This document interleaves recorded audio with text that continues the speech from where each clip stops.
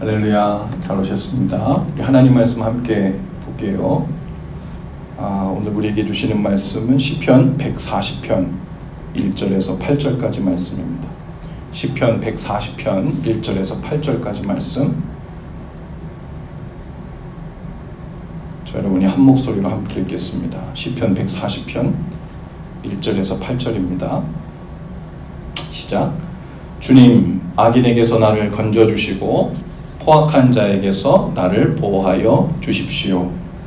그들은 속으로 악을 계획하고 날마다 전쟁을 준비하러 모입니다. 뱀처럼 날카롭게 혀를 펴린 그들은 입술 아래에는 독사의 독을 품고 있습니다. 주님, 악인에게서 나를 지켜주시고 포악한 자에게서 나를 보호하여 주십시오. 그들이 나를 밀어서 넘어뜨리려 합니다. 오만한 사람들이 나를 해치려고 몰래 덫과 올가미를 놓고 길목에는 그물을 치고 나를 빠뜨리려고 함정을 팠습니다. 그러나 나는 주님께 아뢰기를 주님은 나의 하나님이십니다. 주님, 나의 애원하는 소리에 귀를 기울여 주십시오 하고 말하였습니다. 내 구원의 힘이신 주 하나님, 전쟁을 하는 날에 주님께서 내 머리에 투구를 씌워 보호해 주셨습니다. 주님, 악인의 욕망을 이루어 주지 마시고 그들이 우쭐되지 못하도록 그들의 계획이 성공하지 못하게 해 주십시오. 아멘. 오늘 우리가 읽은 오늘 말씀이 140편이 아니었나요? 아니었어요? 맞아요? 오늘 우리가 읽은 말씀 140편부터 143편까지는 같은 상황에서 쓴 다윗의 시입니다. 다윗이 고난당할 때 사울의 박해를 피해서 도망 다닐 때 쓴 시인데요. 사울이 다윗을 잡으려고 아주 무진장 애를 썼습니다. 그래서 아마도 다윗은 이 시를 피해 다니면서 굴 속에서 썼을 가능성이 큽니다. 다윗의 생애에서 보면 정말 파란만장한 상황이 많이 연출되는데요. 죄 없이 고난받을 때도 있었고 죄 때문에 고난받을 때도 있었죠. 죄가 있어서 자기가 지은 죄 때문에 고난받을 때는 할 수 없죠. 그런데 회개기도 하고 나면 그만인데 문제는 죄 없이 고난받을 때 주님 앞에 너무 답답한 거죠. 그리고 그 상황을 연속적으로 반복적으로 경험할 때 이거 어떻게 해야 될지 다윗도 마음이 난감했을 것 같아요. 다윗이 사울에게 잘못해서 쫓기고 있는 것이 아닙니다. 다윗이 의인으로 고난을 받는 거고 마치 예수 그리스도께서 고난을 당하실 때 죄가 있어서 당한 것이 아닌 것처럼 다윗의 형편도 영문몰랐지만 이유 없이 이렇게 쫓기고 다니는 것을 계속 경험합니다. 그 모습이 어땠는지 1절부터 3절까지 기록되어 있는데 한번 제가 읽어드려 볼게요. 1절부터 3절입니다. 주님, 악인에게서 나를 건져주시고 포악한 자에게서 나를 보호하여 주십시오. 그들은 속으로 악을 계획하고 날마다 전쟁을 준비하러 모입니다. 뱀처럼 날카롭게 혀를 벼린 그들은 입술 아래에는 독사의 독을 품고 있습니다. 본문 말씀에 보면 악인의 폭력을 휘두르는 모습이 묘사되어 있는데 악한 자가 득세합니다. 권세를 쥐고 있어요. 힘을 가지고 있습니다. 다윗은 속수무책이에요. 계속 도망 다녀요. 그리고 그것에 자기도 힘을 모아가지고 힘이 크지 않더라도 자기를 따르는 사람들과 기회를 보아서 어떻게든 사울을 잡아가지고 살해를 하든 제거를 하든 그래서 하나님께서 주신 그 기름 부으심의 뜻을 이루든 그 목표가 있으면 좀 소망이 있고 좀 견딜만 하겠는데 대항하지도 않아요. 그리고 계속 자기를 타겟팅하는 이 사울의 추격은 계속되고 그러니까 고난이 끊이지 않고 계속되고 크다고 더 느꼈을 겁니다. 우리가 잘 아는 것처럼 다윗이 굴에서 사울을 죽일 수도 있었지요. 그런데 죽이지 않습니다.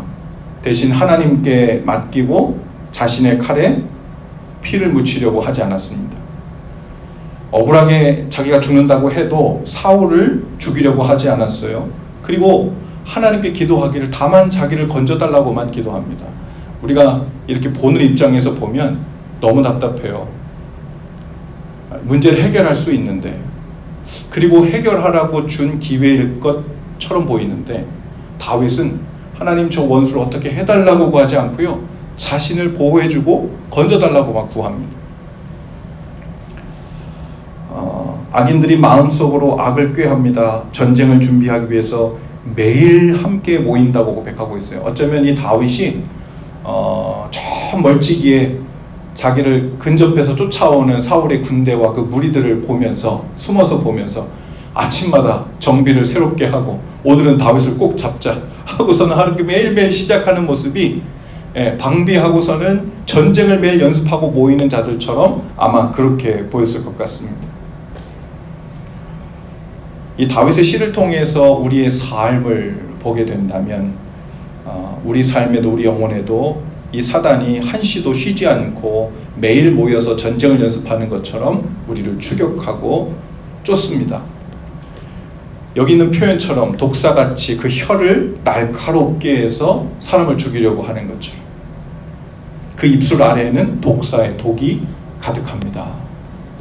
여러분의 삶 속에 혹시 말로 인해서 상처를 입거나 어려움을 당하거나 그 입술에 독사의 독이 있는 것처럼 마음에 어려움을 당하신 분들도 있을 텐데, 사울은 다윗에게요, 해치지 않는다고 자꾸 돌아오라고 얘기합니다. 내가 너를 오해했어. 다시 돌아오면 내가 마음을 고쳐먹고 너의 진심을 알았으니 이번엔 내가 너를 해치지 않을게. 근데 어떻게 하죠? 그래 놓고 창을 2번이나 뒤에서 던집니다. 그만큼 다윗은 계속해서 위기를 느끼고 있어요. 화친하자, 또 나를 용서해줘라, 내가 잘못했다, 이렇게 얘기하면서도 계속해서 사울은 다윗을 속입니다. 앞에서는 평화를 이야기하지만 뒤에서는 창을 던집니다. 이런 배신, 이런 상황을 아마 당해보신 분들이 있는지 모르겠습니다. 어떻게 해야 할지 막막했을 거예요. 일이 언제 끝날지, 어디까지 믿어야 될지, 언제쯤 사울 앞으로 당당히 나갈 수 있을지, 그런 답답함이 다윗을 엄습했을 겁니다. 5절에 보니까요, 이렇게 표현했어요. 오만한 사람들이 나를 해치려고 몰래 덫과 올가미를 놓고 길목에는 그물을 치고 나를 빠뜨리려고 함정을 팠습니다. 악인이라고 표현된 이 사람들이 다윗을 밀쳐서 낭떠러지에 기회만 있으면 떨어뜨리려고 하고요, 악인이라고 표현된 이 교만한 자들이 다윗을 해하려고 올무에 줄을 놓습니다. 길 곁에 그물을 쳐서 어떻게든 함정을 파 잡으려고 합니다. 세상 사람들은요, 화를 묻어두면 안 되고 풀어야 된다고 말합니다. 그래서 화를 내고 혈기를 부려요. 그리고는 쿨하게 소주 한잔하고 잊으면 된다고 말하죠. 혹은 요즘에 막 젊은 사람들은 나랑 한판 붙자 그러잖아요. 팔 딱 걷어붙이고 우통 벗고 맞짱 한번 뜨자. 그리고 누가 이기는지 봐서 진 사람이 확실하게 굴복하고, 그렇게 하고서는 쿨하게. 근데 아주 얄팍한 관계 속에서는 그럴 수 있을지도 몰라요. 한번 보고 말 사람들은 그럴 수 있을지 모르겠지만, 그리스도인들은 화를 내면 우리 안에 하나님의 형상으로 지음받은 그 모습에 상처가 납니다. 또 자신의 인격에 손상을 입은 것 때문에 실망감이 찾아오고요, 사실은 내상을 더 크게 입죠. 사람이니까 분이 날 수는 있지만, 그래서 말씀에 분이 나더라도 해가 지기 전에 그 분을 해결하라고 하시는 말씀이 그런 이유일 것입니다.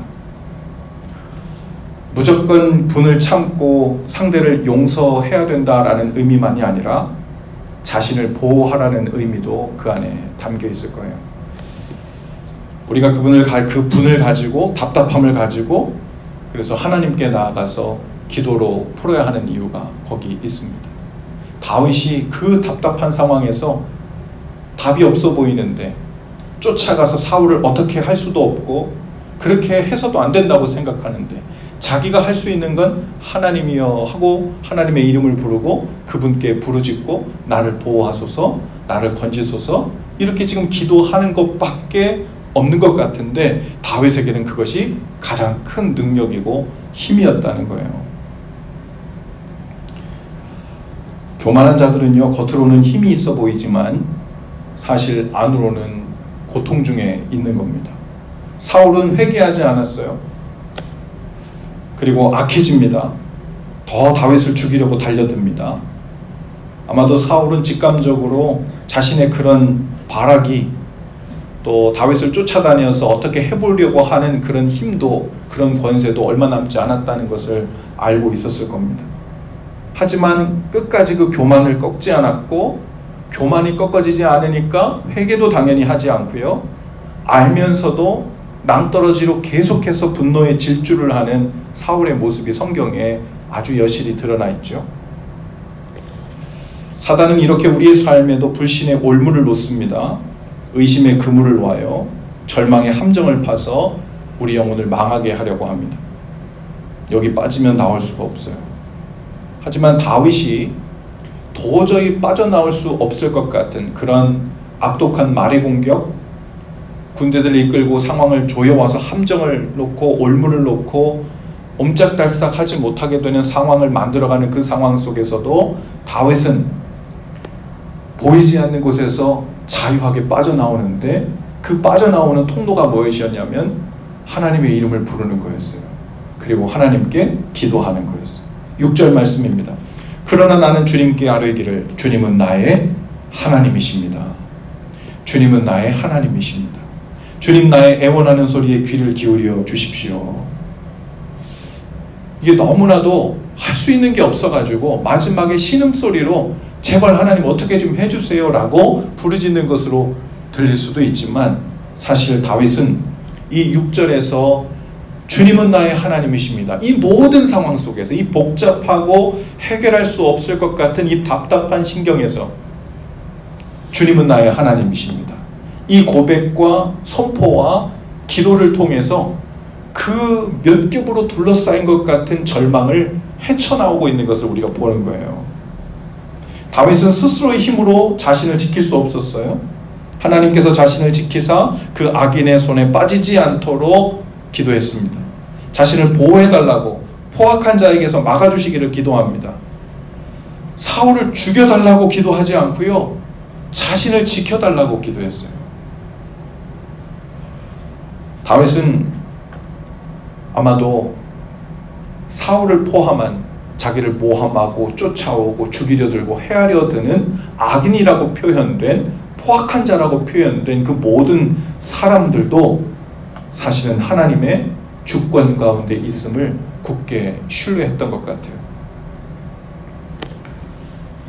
악인도 원수도 미운 사람도 나를 괴롭히는 사람도 결국 당장 내 눈에는 어떻게 보일지 몰라도 하나님의 주권 가운데 있고 하나님께서 그의 상태를 아시고 그가 어디까지 지금 발악을 하고 있고 어디까지 교만했는지 얼마나 몇 번을 경고에도 불구하고 하나님 앞에서도 회개하지 않고 있는지를 하나님께서 카운터하시고 다 보고 계신다는 것을 다윗도 아는 거죠.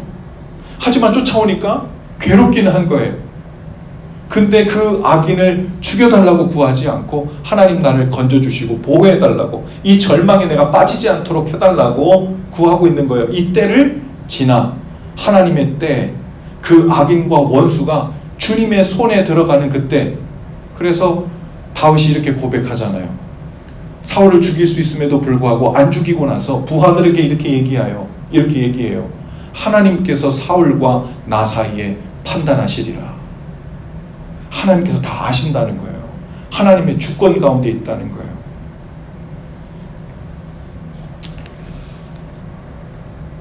하나님의 주권 가운데 있는 것을 아는데 그리고 굳게 믿고 있는데 그 악인이 계속 발악을 하게 되고 회개하지 않고 교만함으로 끝까지 달려가는 모습을 보게 되면 우리 마음에 무슨 마음이 생길까요? 안타까운 마음이 생길 거예요. 어쩌면 더 나아가 불쌍해 보이는 마음이 생길지 모릅니다. 이것이 믿음의 눈으로 하나님의 주권 안에 있는 원수를 보는 믿는 자의 마음일 것입니다. 자신은 똑같이 자신의 생명도 하나님의 선하신 주권 가운데 있기 때문에 다윗은 사망의 음침한 골짜기로 다닐지라도 해를 두려워하지 않는다라는 고백을 할 수 있었는 줄로 믿습니다. 다윗이 하나님께 자신의 탄식 마음을 이렇게 쏟아놨어요. 단순히 어려워요, 힘들어요, 저를 좀 알아주세요, 마음을 위로해 주세요, 이런 마음으로만 탄원하고 탄식하면서 위로를 구하는 기도가 아니었고, 하나님이 모든 상황을 아시는 주님, 저를 보호해 주시고 저를 지켜주시고 하나님의 그때를 믿음으로 잘 기다리며 그때까지 다다를 수 있도록 저를 주님의 생명사계로 보호해 주옵소서, 이런 고백이었는 줄로 믿습니다. 오늘 하나님께서 저와 여러분의 삶에도 그것이 어떤 상황이 원수처럼 보일 수 있어요. 계속해서 나를 괴롭히고 발목을 붙잡고 나를 힘들게 하는 어떤 상황일 수 있고요. 때로는 어떤 큰 문제가, 어떤 질병이 우리를 끝까지 붙들고 힘겹게 만드는, 괴롭게 만드는 원수처럼, 포악한 자처럼 우리에게 느껴질 수 있어요. 그럴 때 이 다윗의 기도가 오늘 우리의 기도가 되기를 바랍니다. 하나님, 하나님이 저의 하나님이십니다 라고 고백한 이 다윗의 탐언이자 선포이자 자기 자신을 향한 그 믿음의 고백이 오늘 우리의 고백이 될 수 있게 되기를 바랍니다. 그리고 겹겹이 우리를 둘러싼 절망 가운데서도, 그 함정 가운데서도, 올무 가운데서도, 아무도 빠져나올 수 없을 것 같은 그 상황에서도 마음이 주 안에서 평안을 얻고 해방감을 얻고 주 앞에 나오게 되는 그 은혜가 오늘 기도하실 때, 주님의 이름을 부를 때 임하게 되시기를 주님의 이름으로 축복합니다. 기도합시다. 귀하신 주님, 오직 주님의 사랑이 오늘도 신실하게 우리를 붙들고 계심을 신뢰합니다.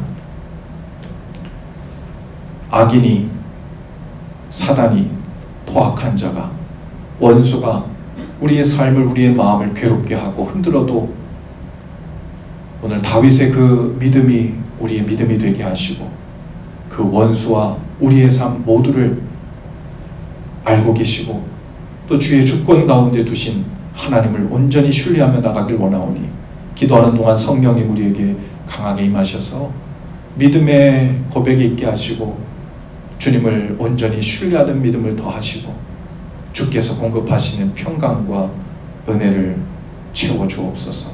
예수님 이름으로 기도합니다. 아멘. 우리 함께 찬양하며 나가십시다. 우리 하나님의 그늘 아래 함께 찬양하시겠습니다.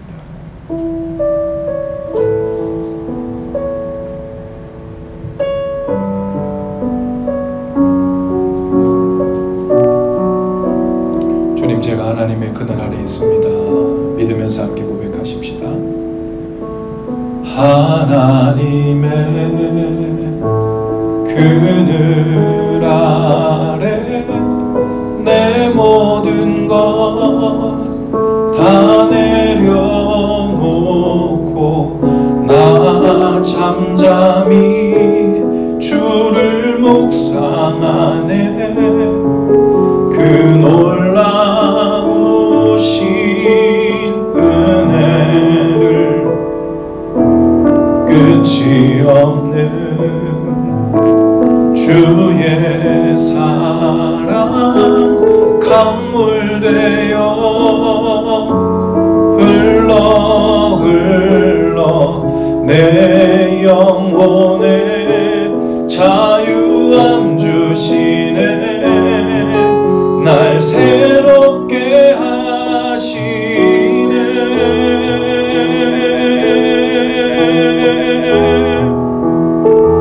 하나님 사랑,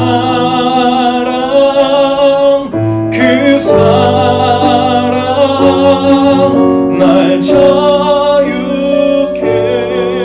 하네.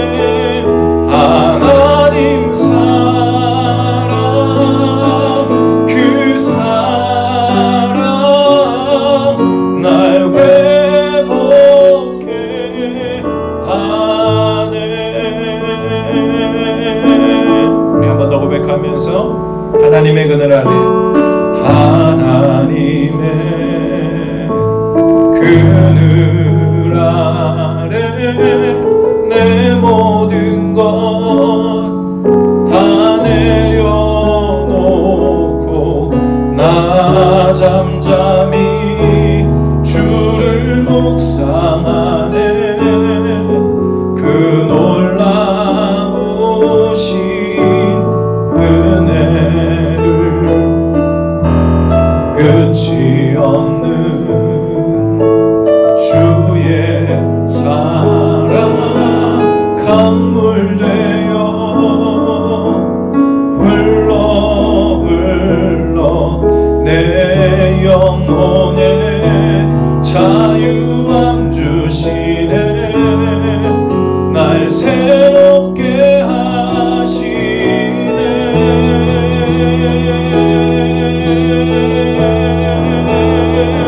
하나님 사랑 그 사랑 날 자유케 하네. 하나님 사랑 그 사랑 날 회복해. 하나님 사랑 하나님 사랑 그 사랑 날 자유케 하네. 하나님 사랑 그 사랑 날 회복해 하네. 하나님, 오늘 주님 앞에서 회복이 필요한 자가 있습니까? 누군가의 상처를 입어서일 수 있고, 문제에 짓눌려서도 있을 수 있고, 걱정과 근심이라는 함정과 올무에 붙잡혀서도 그럴 수 있습니다. 그러나 주님, 이 회복은 오직 하나님을 온전히 신뢰하는 다윗의 이 고백 안에 담겨 있는 줄로 믿습니다. 오늘 이것이 우리의 고백이 되게 하여 주셔서 이 모든 상황 속에서도 하나님이 나의 하나님이십니다. 하나님을 신뢰합니다. 하나님, 이 시간 주님 앞에 고백하며 기도하는 자들 위해 회복을, 벗어남을, 자유함을 주님 허락하여 주옵소서. 주님께서 성령을 통해 마음을 주시는 대로 우리 다 같이 함께 기도하시면서 주님 앞에 나아가십시다. 함께 기도합니다.